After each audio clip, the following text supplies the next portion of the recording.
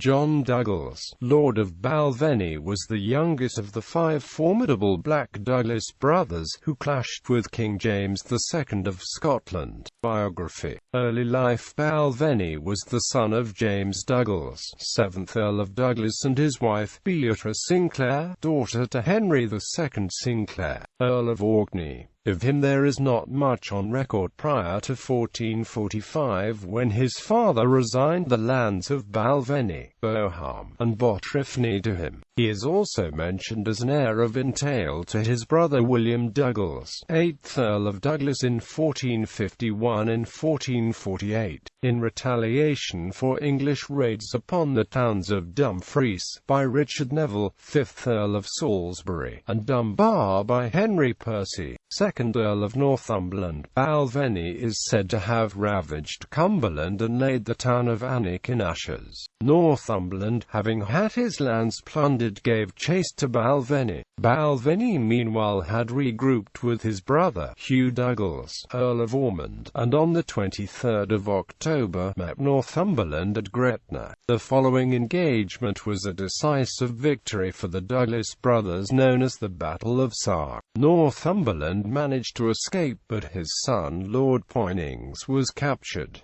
Douglas Rebellion. In 1452, Balvenie's eldest brother, the Earl of Douglas, was murdered by King James II with his own hands. Douglas had arrived at Stirling Castle with a safe conduct issued by the king. According to Boyce, Balvenie, along with his brothers, attacked the town of Stirling and paraded the supposed letter of safe conduct tied to the tail of the horse. In the years between the murder of the 8th Earl and 1455, there followed an intermittent war between the Crown and the Douglases, with King James attempting to dislodge the brothers from the position of power. Balvenie and his brothers were given safe conducts to travel in 1453, which lasted for 4 years. On the 1st of May 1455, at the Battle of Arkenholme, near Langham, Balvenie and his elder brothers, Archibald Douglas, Earl of Moray, and Ormond, were trapped by forces loyal to the Crown and were defeated. Moray was killed during the battle, Ormond was captured and executed soon after, but Balvenie escaped to England. For a time he took refuge there along with the other surviving brother, James Douglas, 9th Earl of Douglas.